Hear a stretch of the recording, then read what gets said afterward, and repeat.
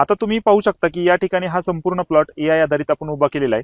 यात आपण 50% एआयचा भाग आणि 50% विदाऊट एआय. तुम्ही पाहू शकता की कांड्यांची संख्या 30 ते 40% कांड्यांची संख्या म्हणजे ऊसांची संख्या कमी आहे नॉन एआय मध्ये आणि 30 ते 40% संख्या ऊसांची संख्या जास्त आहे एआय मध्ये. साधारणतः 27 ते 30 कांड्यापर्यंत हा ऊस गेलेला आहे 9.5 महिन्यात. जनरली आपण जर बघितला तर हा जर आपण पहिले 3 महिने सोडलं तर आपण या ऊसाला कांड्यांना वाढायला साधारणतः 6 महिने मिळाले. आपण जर 6 महिन्यात 3 ते 4 कांड्या प्रति महिना जर धरल्या तर 18 कांड्यावरती हवा होता. हा 28 कांड्यावरती ऊस आहे.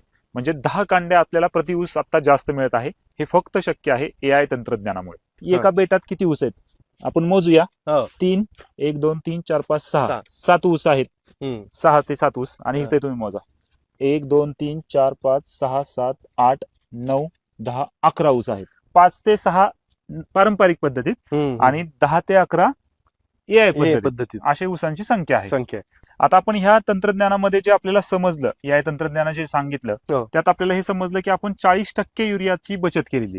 ठिबक मधून दिलेलं आहे आणि वरून आपण कॉम्प्लेक्स फर्टिलायझर पण स्टेजनुसार टाकलेले आहे. जे आपण जे स्टँडर्ड आहे त्या पद्धतीने केलं. फक्त एक केलं की जो द्यायचं होतं ते सॉइलच्या रिपोर्टनुसार अभ्यासानुसारच दिलं. क्लायमेट काय आहे आणि क्रॉपची स्टेज काय आहे हे अभ्यास करून आपण यामध्ये अप्लाय केलं.